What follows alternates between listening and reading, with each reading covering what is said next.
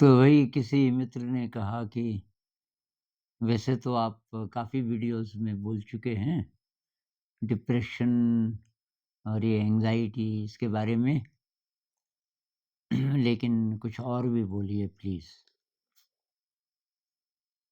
तो अब मुझे तो याद नहीं मैंने क्या-क्या बोला होगा, पर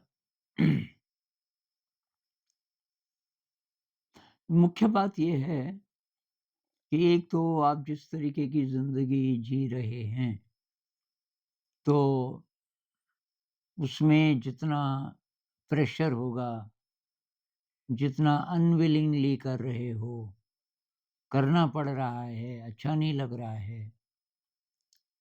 ये सारी चीज़ें जितनी ज़्यादा होंगी, मजबूरी वाली, ज़बरदस्ती वाली, तो फिर उससे परेशानी होगी। उसी के फिर ये कई सारे रूप हैं।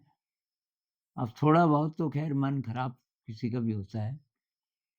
अ, लेकिन जब ज़्यादा रोज़ हो, तो ये हो ही सकता है। डिप्रेशन हो, एंग्ज़ायटी हो और भी मेंटल डिसऑर्डर्स। कुछ लोग कहते हैं कि सीरियस जो बीमारियाँ हैं, जैसे कैंसर वग़ैरह, वो भी इसीलिए होता है, क्योंकि बहुत लंबे टाइम तक आप घुट-घुट के, दब-दब के जी रहे होते हैं। अपनी पसंद की चीज़ नहीं कर रहे हैं और रोज़ अंदर से एस्केप की फीलिंग्स आती हैं कि ये कहाँ फँस गए, कब तक करना पड़ेगा ऐसा? काश ऐसा होता, वैसा होता। तो तब धीरे-धीरे मन की वृत्ति बन जाती है। ये जो डिप्रेशन है, एंग्ज़ायटी है, इसकी आदत पड़ जाती है। तो हम ऐसी अपॉर्च्युनिटीज़ फिर ढूँढते भी हैं। मतलब परिस्थितियाँ बाहर की ठीक भी हो जाएँ, तो वो जो टेंडेंसी बन गई वो फिर भी रहती है। अब इसका एक पक्ष तो ये है कि अभी तक की ज़िंदगी कैसी रही। अभी जो स्कूली शिक्षा है, इसमें जितना प्रेशर है, तो मैं तो हैरान हूँ कि जो लोग स्कूल से गुज़र गए बच्चे 8वीं 10वीं कर लिया और तो अभी भी वो सेफ कैसे हैं? मतलब 90% से ज़्यादा को ये कोई न कोई बीमारी होनी चाहिए थी। तो फिर भी सर्वाइव कर गए, फिर भी ठीक-ठाक हैं। तो इंसान के अंदर ये शक्ति है शायद बहुत बड़ी, नहीं तो स्कूल तो खत्म कर चुके होते कब से,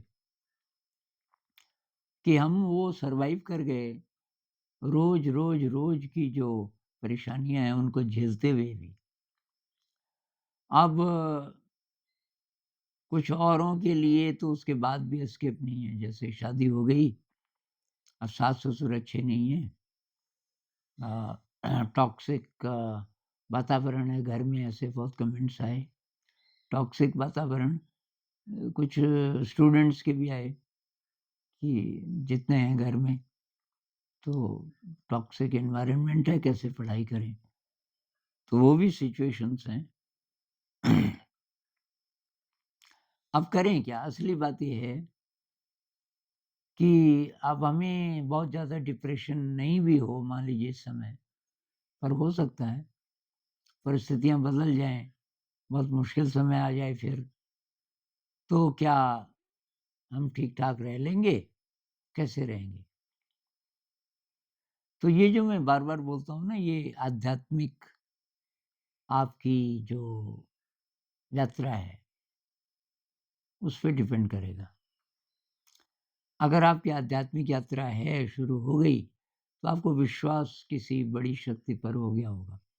तो जब संकट आता है ज़िंदगी में और ये लो वाला टाइम आता है, और मान लीजिए रहने वाला है कुछ समय, पता नहीं कितने समय तक। जैसे आप जिस फ्लैट में रह रहे हैं, अब दुखी हैं वहाँ, सारी चीज़ें गड़बड़ हैं। आप वहाँ से कोई कोई बढ़िया जगह लेना चाहते हैं, पैसे नहीं हैं, तो अभी निभाना पड़ेगा, पता नहीं कब तक। आप बच्चों की देखभाल कर रहे हो, अकेली माँ हो या अकेले पिता हो, बहुत स्ट्रेसफुल है। क्योंकि जॉब भी करना है, ये भी करना है, वो भी करना है, बच्चों की देखभाल भी करनी है और ये स्थिति रहने वाली है अभी, शायद तुरंत नहीं बदलेगी, तो क्या करें? तो अब 2 तरीके हैं, एक तो अपनी शक्ति बढ़ाएँ, ये तो करना ही करना है। कैसी भी परिस्थिति हो, सब ठीक-ठाक भी हो, तो भी अपनी शक्ति बढ़ाते जाइए, क्योंकि उससे ज़िंदगी में फिर परेशानियाँ खत्म हो जाएँगी और बाहर की परिस्थिति चाहे वही है, आप परेशान नहीं होंगे और आपके अंदर ये खुशी और जोश बढ़ता जाएगा। और दूसरा है क्या आप अगर ऑप्शन है तो कोई दूसरा जॉब ढूँढ सकते हैं? मतलब जो वर्तमान परिस्थिति है क्या उसको बदल सकते हैं? जो कि ज़्यादा मुश्किल होता है।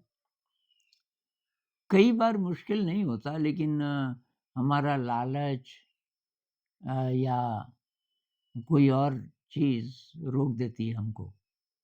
जैसे कुछ-कुछ लोग हैं मेरे कमेंट्स भी आए कि पैसा तो बहुत ज़्यादा है, लेकिन ये जॉब तो बेकार है, इसमें रहने का मन नहीं करता।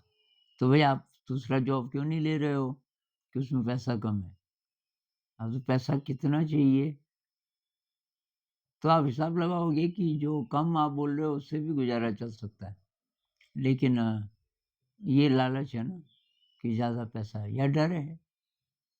तो ये जो हमारे अंदर वृत्तियाँ हैं ना लालच है, डर है, नेगेटिव इमोशन जिसको बोलते हैं, ये सब नेगेटिव में आएगा। क्या किया जाए? तो ध्यान की ऊर्जा जब बढ़ेगी, ध्यान है, ग्रैटिट्यूड है, निस्वार्थ सेवा है, ये चीज़ें बढ़ानी पड़ेंगी और आपका इंटरेस्ट जिन-जिन चीज़ों में है अ, जैसे डांस में है, आर्ट में है, किसी भी चीज़ में है, वो करना चाहिए आपको। मैं एक ऐसे इंसान को जानता हूँ जिस उसको देख के मैं बहुत खुश रहता हूँ क्योंकि वो हमेशा ऐसा लगता है कि एकदम अ, आनंदित है। पढ़ाई-लिखाई नहीं हुई, बिल्कुल नहीं। परिवार है, बच्चे हैं और इसलिए वो फिर फ़िज़िकल काम करता है, फ़िज़िकल लेबर का। लेकिन उसका शौक है नई-नई चीज़ें जानने का। तो हमारी कोई भी परेशानी हो कहीं जैसे सीमेंट का काम है, दीवार लगानी है या कोई बिजली का काम है, बिजली की लाइन में गड़बड़ हो गई या कोई बिजली का कोई कोई मशीन है छोटी-मोटी, मिक्सी खराब हो गई इत्यादि, हम उसी के पास जाते हैं। तो उसको पूरे दिन के लिए बोलते हैं कि भई आपको हम उसको पता है कि पैसा ही ठीक-ठाक देंगे जितना उसको वैसे मिल सकता है, उससे थोड़ा ज़्यादा ही। लेकिन उसको सारे काम आते हैं। पानी का काम, बिजली का काम, बिजली की लाइन हो चाहे बिजली की कोई मशीन खराब हो गई हो, कारपेंटरी का काम, कोई कारपेंटरी है आपको दरवाज़ा टूट गया आपका ठीक करना है, बहुत पुराना पड़ गया, बदलना है इत्यादि। ये सारी चीज़ें उसको आती हैं और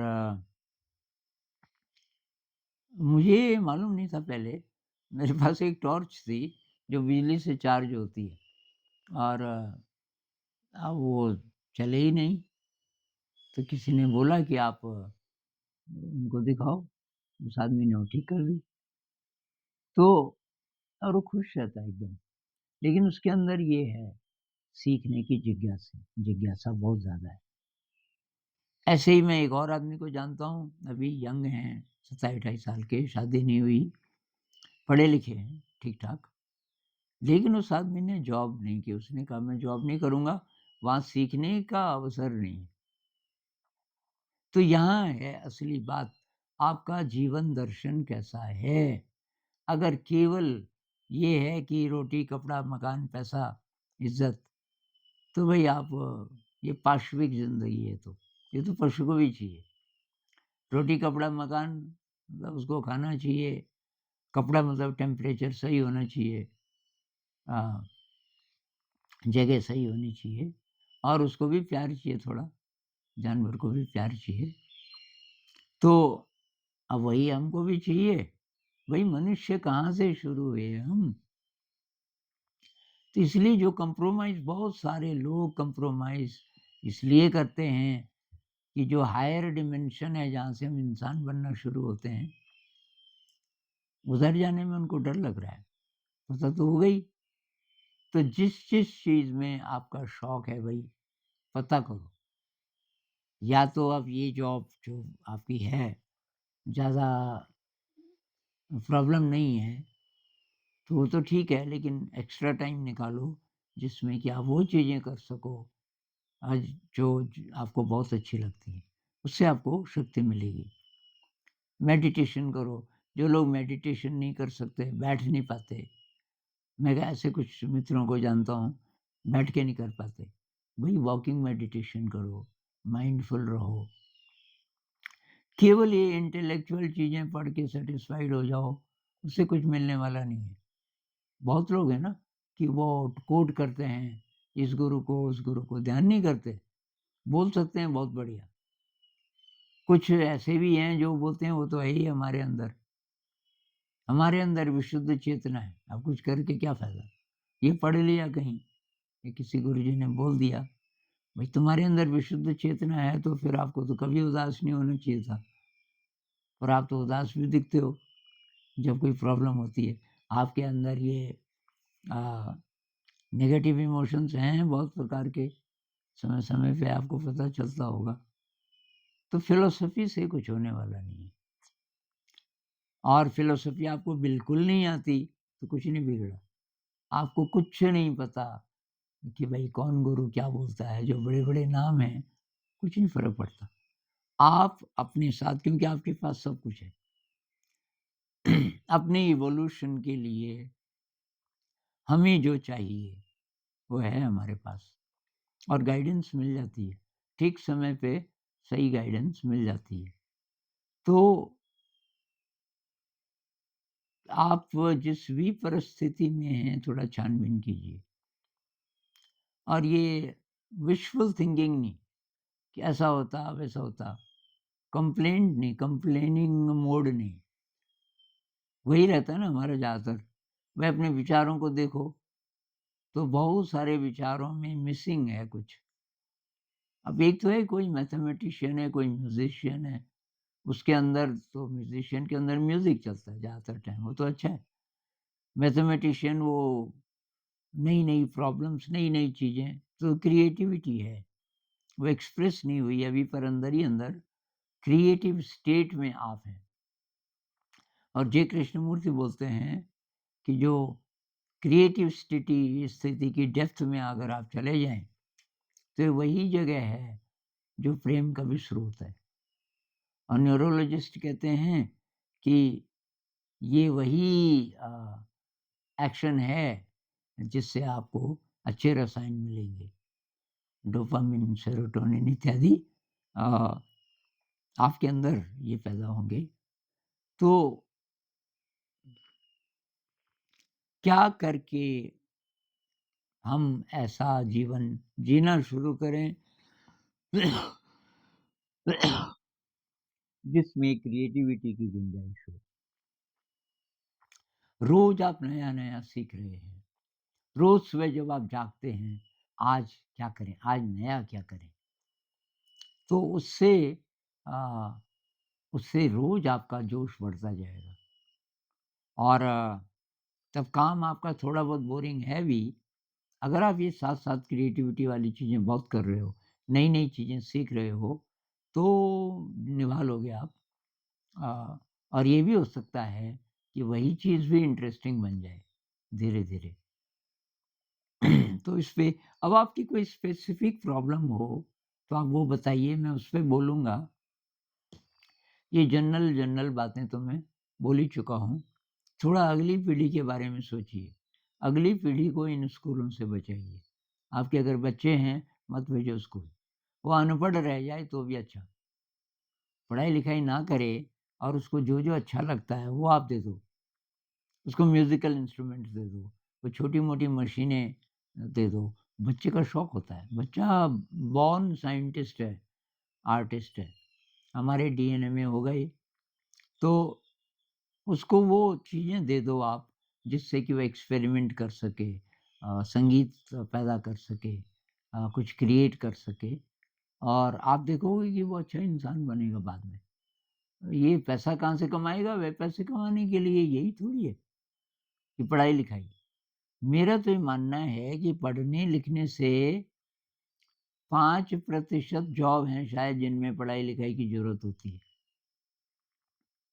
आप मोटा-मोटा सर्वे कर सकते हो, एक शहर को ले लो, उस शहर में जितने काम होते हैं, ड्राइविंग से लेके, सफाई से लेके, पानी का काम, बिजली का काम, कारपेंटरी का काम, रंग करने का काम, कपड़े बनाने का और हज़ारों चीज़ें बनाने का काम। अ, तो उससे कितने लोग जुड़े हैं और ये जो पढ़ाई-लिखाई का काम है, इससे कितने लोग जुड़े हैं। पढ़ाई-लिखाई का काम मतलब कि ये जो ऑफ़िसेज़ होते हैं, या टीचिंग कोई टीचर है और इसके अलावा बहुत कम जगह हैं, जहाँ पढ़ाई-लिखाई की ज़रूरत 5% भी मैं ज़्यादा बोल रहा हूँ। मुझे लगता है कि अगर आप 100 लोगों का सैंपल लें रैंडमली, तो पता नहीं 5 भी मिलते हैं कि नहीं मिलते आपको। तो बहुत प्रकार के काम हैं। इसके अलावा बड़े-बड़े आर्टिस्ट कोई हो सकते हैं जो ज़्यादा पढ़े-लिखे नहीं हैं। बड़े-बड़े संगीत वाले हो सकते हैं, म्यूज़िक वाले, पढ़ाई-लिखाई ज़्यादा नहीं की। अ, पर पढ़ाई-लिखाई भी इतनी मुश्किल नहीं है। मैं ये नहीं कह रहा हूँ कि पढ़ाई-लिखाई खराब चीज़ है, क्योंकि उस रास्ते से बहुत चीज़ें हमको मिलती हैं। जैसे कहानी है ना, छोटा बच्चा जब कहानी पढ़ने लग जाता है कक्षा 3-4 का, क्या उसमें मज़ा। मुझे तो याद है मैं कक्षा 6 में था शायद और एक नॉवल था उस ज़माने में। नॉवल बहुत, क्योंकि अब ये तो अब आया ना, ये फ़ोन वग़ैरह टीवी टीवी भी पॉपुलर नहीं था उस समय, बल्कि आया ही नहीं था टीवी तो, जब मैं छोटा था। ये बात 60s की होगी। तो वो नॉवल था कोई, और वो ट्रेजेडी थी, लव स्टोरी थी और अंत में जो हीरोइन है वो मर जाती है। थी तो ट्रेजेडी, लेकिन उसकी जो कहानी है वो मुझे पूरी समझ आ गई। 150-200 पेज की रही होगी और इतना रोया मैं, 2-3 बार पढ़ा उसको। इतना रोया उसको पढ़ के। तो ये जो पढ़ाई-लिखाई ये खराब चीज़ नहीं है, इसमें पता नहीं क्या-क्या आपको मिल सकता है। लेकिन ये आप घर पे कर सकते हो। मैं होम स्कूलिंग की बात इसीलिए कर रहा हूँ। भई देखो, स्कूल में आप भेजोगे तो पढ़ाई-लिखाई स्कूल के कारण की उस बच्चे ने, कि एक्चुअली किया तो खुद ही, झेला स्कूल को तो केवल। तो वो जो और उसके साथ पता नहीं कितनी विकृतियाँ, भाषा गड़बड़ बच्चों की वो सीख लेता है, कई ट्रिक्स सीख लेता है बचने की। हमारी स्ट्रैटेजीज़ बहुत घटिया किस्म की हो जाती हैं, क्योंकि वहाँ बचें कैसे? वो जो सिस्टम है वो इतना ज़्यादा हावी है, गड़बड़ है कि उसमें कैसे हम पागल होने से बचें। तो ख़ैर, अगर आप होम स्कूलिंग करोगे तो ये गड़बड़ से बचेगा बच्चा। अब आप कितना सिखा सकते हो ये बात है। तो आप भी सीखो, आपके साथ वो भी सीखेगा। ये मैं बोल चुका हूँ होम स्कूलिंग के वीडियोज़ में। तो ये है अगली पीढ़ी के लिए। लेकिन उससे पहले भाई आप, तो आप अपने आप को, अगर आपको स्ट्रेस है, एंग्ज़ायटी है, अपने आप से पूछो, भई कुछ संगीत करते हो रोज़? बजाते हो? सुनने की बात नहीं मैं कर रहा हूँ।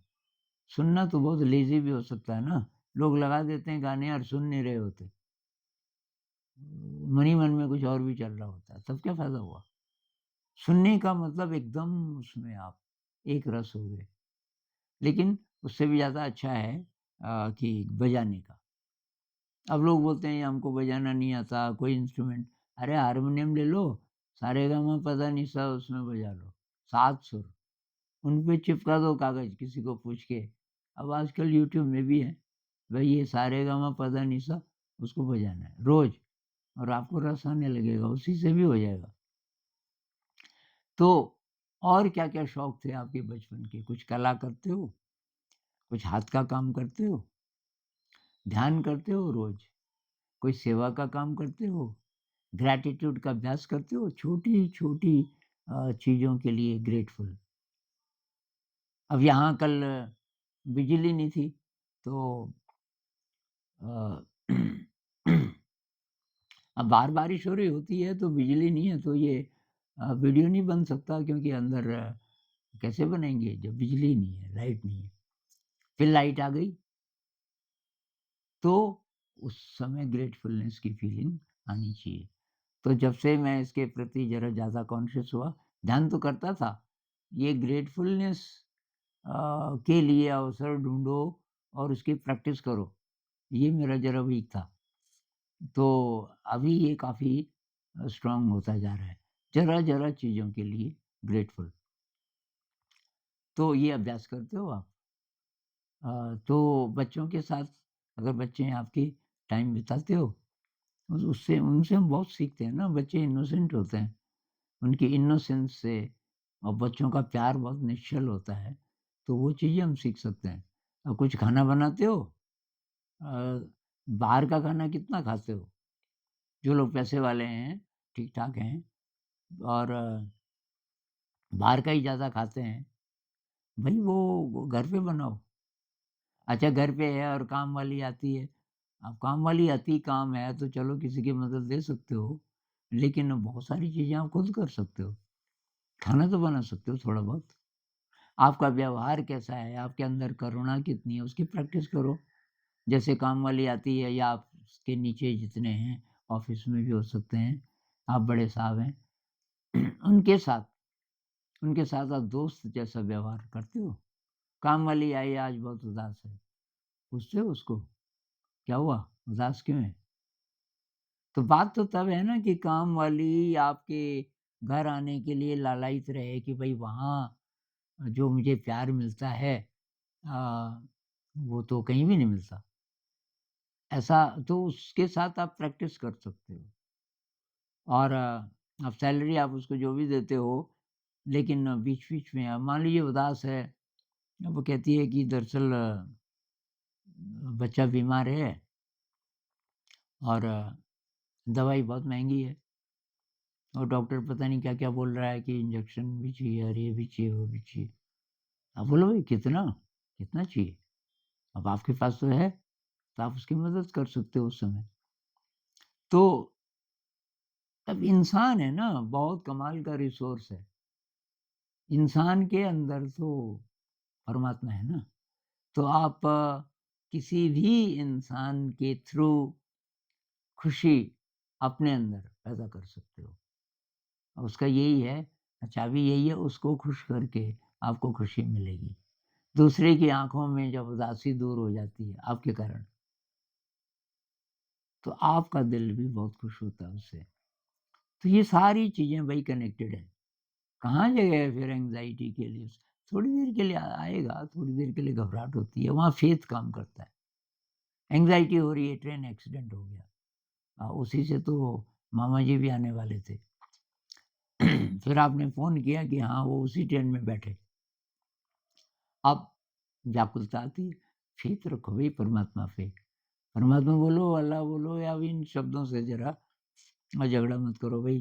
कुछ मत बोलो, एक विश्वास, मेरे ही अंदर वो शक्ति है, ब्रह्म है, तो विश्वास बहुत बड़ी चीज़ है और इसका अभ्यास करना पड़ता है। विश्वास अभ्यास करने से बढ़ता है ये सारी चीज़ें। तो वही अभी इतनी बात करेंगे, कोई स्पेसिफ़िक प्रॉब्लम हो अगर, तो आप बताना, उस पे अगर मैं कुछ बोल पाऊँगा, तो बोलूँगा। तो नमस्कार।